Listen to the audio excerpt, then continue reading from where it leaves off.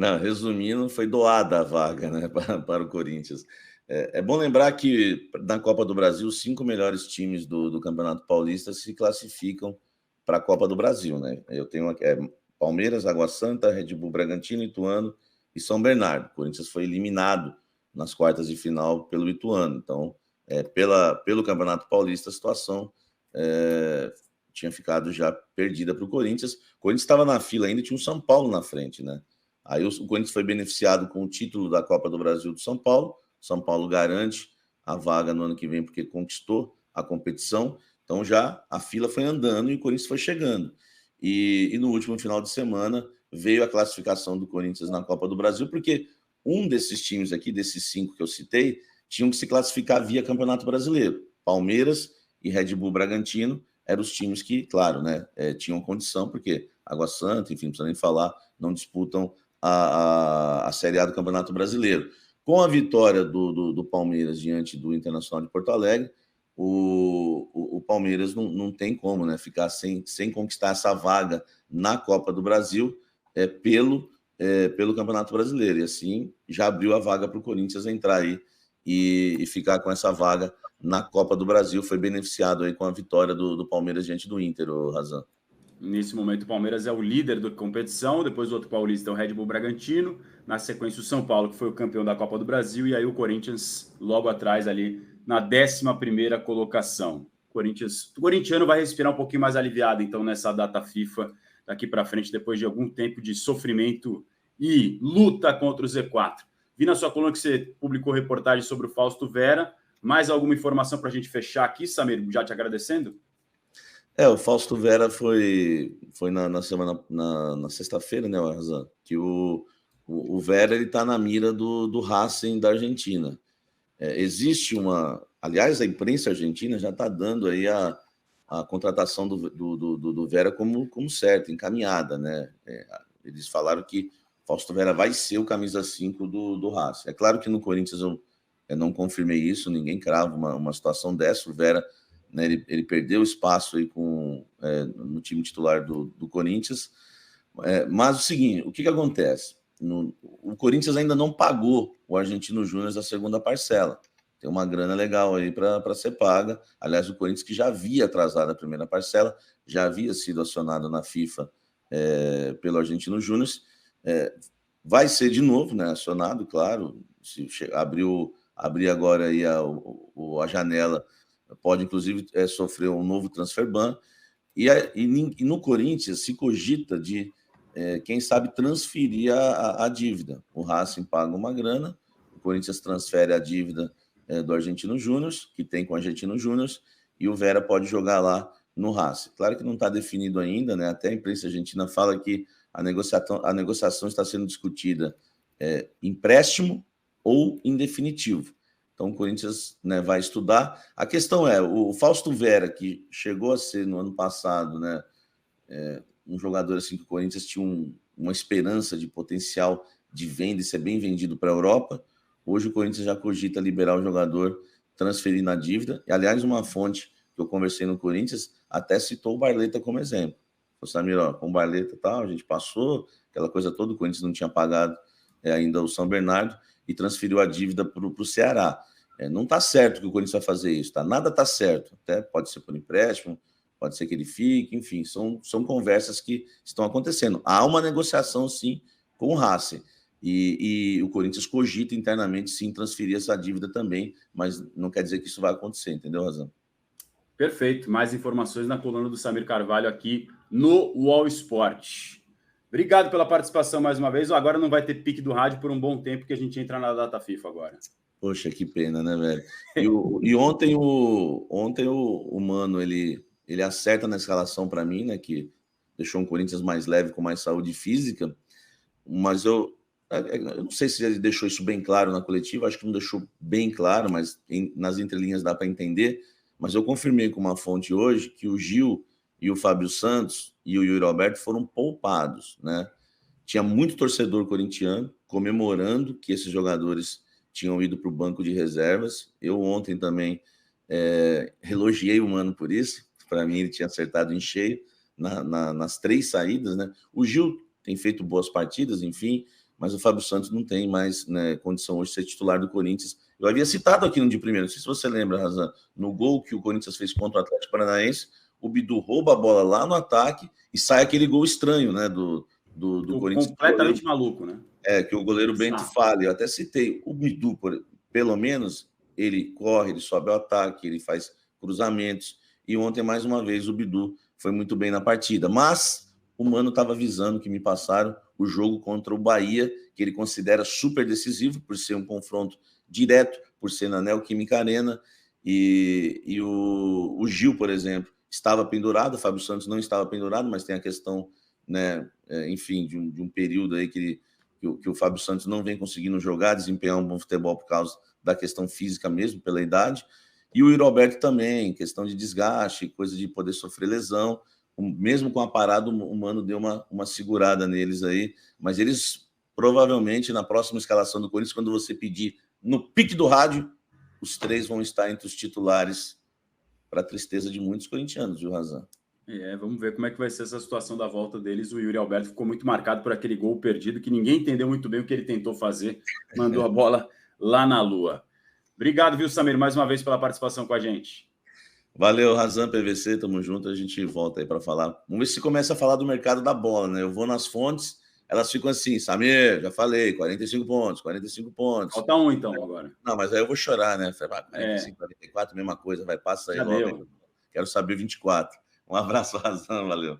Grande abraço ao Samir Carvalho, certamente vai voltar durante essa semana para atualizar o planejamento do Corinthians, que agora dá para pensar um pouco mais em 2024. Vamos receber agora o Perrone para conversar com a gente sobre o Botafogo, essa troca de técnico, Thiago Nunes chegando, Lúcio Flávio saindo. Só vou registrar 2 comentários aqui do chat, tá, PVC? Um superchat, mais um do Alcides, obrigado.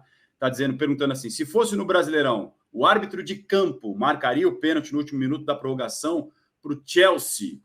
Sempre pensando que o árbitro vai terceirizar a responsabilidade para o VAR, como a gente está vendo em alguns casos aqui no Campeonato Brasileiro. E tem um outro comentário do Denis, olha só. Que exemplo de enquete bem feita. Tá vendo, PVC? De primeira tá com moral com a galera. A enquete foi elogiada pela nossa audiência. Chama o Trajano. Para colocar as coisas no lugar e dar aquela criticada. Dito isso, vou dar boa tarde ao nosso Perrone, que gentilmente, pacientemente nos aguardou aqui para conversar com a gente no de primeira. Perrone, obrigado pela paciência, seja bem-vindo. Você trata na sua coluna sobre essa chegada do Thiago Nunes no Botafogo. Ele não vai ter a chave ali do vestiário para chegar mandando e fazendo tudo diferente e trocando tudo nessa reta final do Glorioso no Brasileirão, ô Perrone? Boa tarde. Boa tarde, Razan, PVC. Mais uma vez um prazer estar aqui. Pô, um prazer ficar ouvindo vocês aqui. Estava prestando atenção em tudo. É isso, durante as conversas ali para viabilizar na contratação do Thiago, ele viu que o Botafogo não quer um treinador com amplos poderes, ele não terá amplos poderes no clube. O Thiago viu que está sendo contratado por uma SAF, que essa SAF tem uma estratégia definida, tem um planejamento definido, ou seja, o Botafogo não está trazendo um treinador que apresente para o clube uma estratégia, um plano, olha, acho que tem que fazer isso, tem que mudar aqui, mudar ali. Não, assim, o foco dele, obviamente, tem que ser ali muito no treino, muito na equipe, e claro, ele vai ter liberdade para dar as opiniões dele e tal, mas assim, a prioridade sempre vai ser da estratégia montada pela SAF. A gente está muito acostumado, né, vendo no futebol brasileiro, um treinador que chega com a chave do clube, a chave do vestiário, olha, lista de dispensa aqui, lista de contratação ali e tal. Assim, foi colocado para o Thiago. Com o qual se estava negociando e apressar essa chegada, em vez de chegar em 2024, chegar em 2023. Ou seja, já se pensava no Thiago Nunes para o ano que vem? Se pensava, mas a parte do clube social, como a gente falou semana passada, conversou com o Cuca. O Textor disse o tempo inteiro que o nome dele não era o Cuca. Mas gente da direção social que não anda no futebol telefonou para o agente do Cuca e perguntou o que podia acontecer, o que acabou produzindo aquela nota da semana passada de que o Cuca não vai se dedicar, não aceita dirigir o Botafogo agora porque quer se dedicar às questões da sua vida privada. No fundo, na prática, o que isso representa é que o Cuca tenta conseguir um atestado de que ele está quites com a justiça suíça, O que não vai significar que não houve o crime de 1987.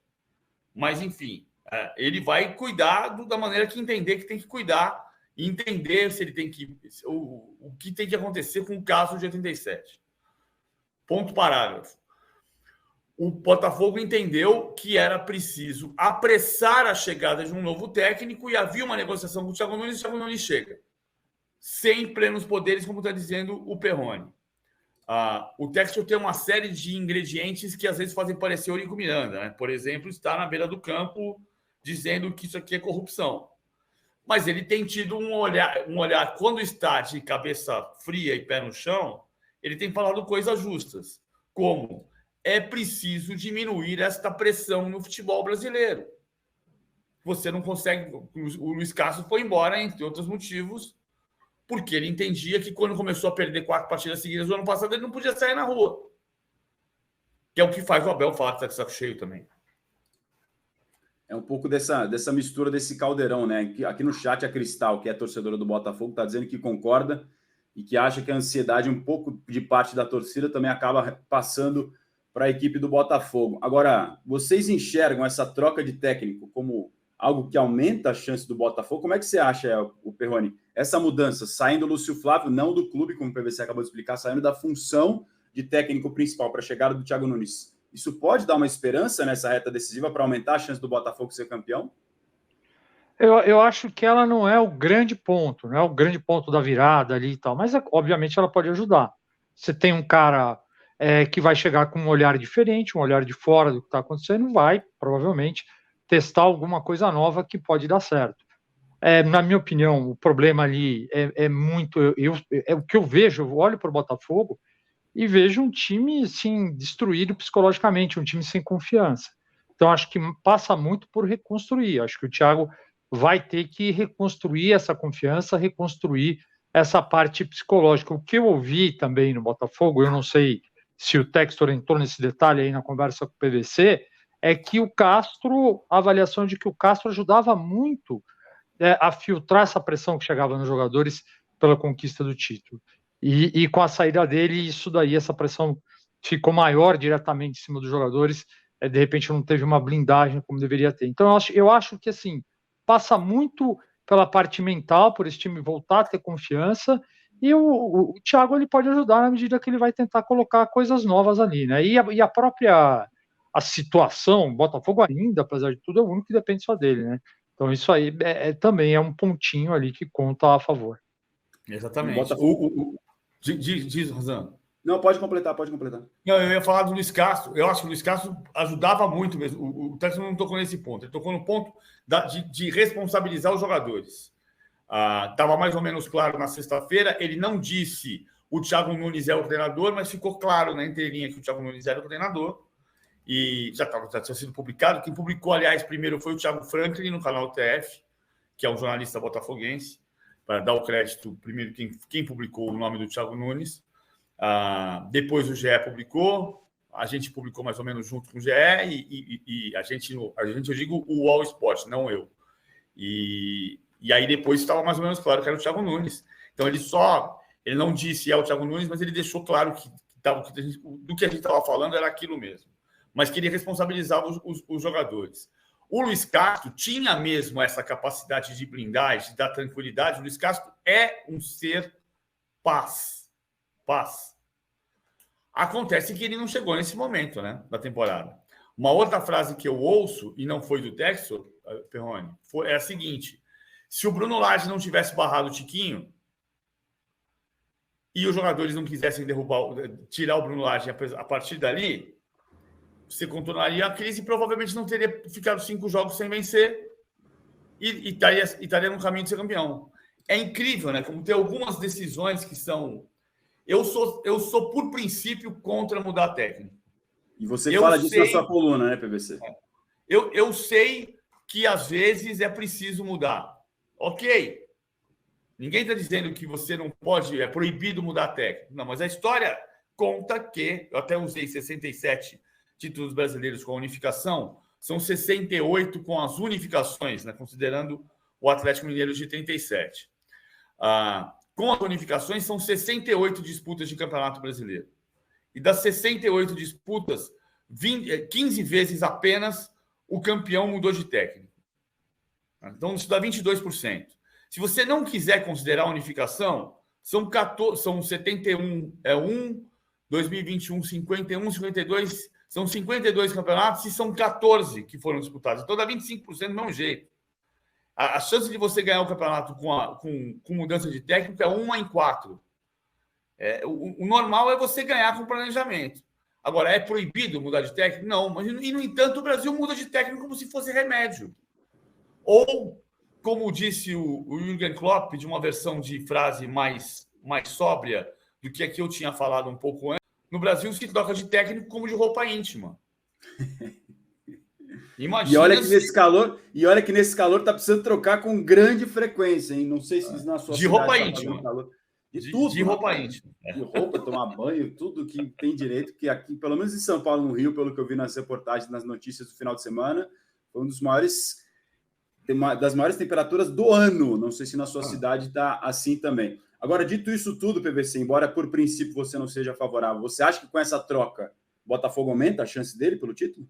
Eu acho que ele mantém a chance igual. O Botafogo tem a chance de ganhar todos os jogos e ser campeão. Mas a chance é igual. Porque a gente não sabe como vai ser a chegada do Thiago Nunes. Ele pode chegar avassalador ganhando 5 jogos, mas é choque. Eu não acredito em choque, eu acredito em trabalho. Acho que o Thiago Nunes é uma boa opção de técnico para o Botafogo a médio e longo prazo. É uma situação muito específica, né, essa do Botafogo, porque você troca faltando pouquíssimas partidas com o time pelos pontos perdidos, como o PVC costuma dizer aqui no de primeira. Se vencer o jogo contra o Fortaleza, ele volta à liderança porque tem um jogo a menos, mas é um treinador que pode chegar ali para a reta final e se consagrar como campeão, ou, na pior das hipóteses, Perrone, não vai ficar como um grande culpado porque está longe de ser, né? Ele chega já com a situação praticamente definida. Para ele, assim, eu acho que é um negócio excelente, né? O cara, de repente, ele tem a oportunidade de, apesar de serem poucos jogos, ser campeão brasileiro. Você não vai, se o Botafogo for campeão brasileiro, você não vai tirar isso dele. Não dá para você falar, não, chegou agora. O cara vai ser, acho que para ele é excelente. Eu concordo aí com tudo que o PVC falou em relação à troca de treinador, eu também costumo ser contra, né? Eu falo, não é, tem que tentar, você tem que acreditar no projeto, no que te fez contratar aquele cara, e realmente essa história do Botafogo é muito maluca, você pensar que, se ele tivesse colocado o Tiquinho para jogar, os caras não iam reclamar, isso não ia acontecer, o cara ia continuar ali, né? Assim, acho que é difícil. Não sei se o PVC já se aventurou a fazer esse levantamento por aí, se tem um caso parecido em outra liga, né, do time campeão liderando, chegar a liderar com grande folga, e aí depois, de repente, por uma situação tão específica, acabar fazendo essa troca de treinador, né, e até com mais trocas, né, PVC, você detalha ali as trocas do Botafogo na coluna. Né? Campeão inglês, a última vez que um time foi campeão inglês, na Premier League não tem campeão inglês no troca de técnico. Nenhum. Não tem? Não tem. Na Champions League tem. Inclusive time inglês. Na Champions League, se a gente for buscar de trás para frente aqui, na Champions, 2023 não mudou. 2022, Real Madrid não mudou. 2021, o Chelsea mudou. 2020, o Bayern mudou. São 5 no século XXI. 2020, o Bayern mudou. 19, 18, 17, 16 não mudou, 15 não mudou, 14 não mudou, 13, 12 mudou, entrou o Di Matteo no lugar do André Vilas Boas, 11, 10, 9 não mudou, 8 não mudou, 8 não mudou, 7 não mudou, 6 não mudou, 5 não mudou, 4 não mudou, 3, 2, 1, 2000 mudou. Faltou uma aqui, cara. Faltou uma. 6, 7, 8... Estamos vendo o HD de PVC trabalhar ao vivo. Pá, o que é isso? Né? São 4. São 4. Como é que você ficou na dúvida de uma? É inadmissível isso. Lamentável esse software aí não está atualizado para a versão 2023, 2024, né, Perrone? 2012, 2020 e 2021 mudou. Quarto de 2000 para cá na Champions League. Campeonato Espanhol não tem. Não tem.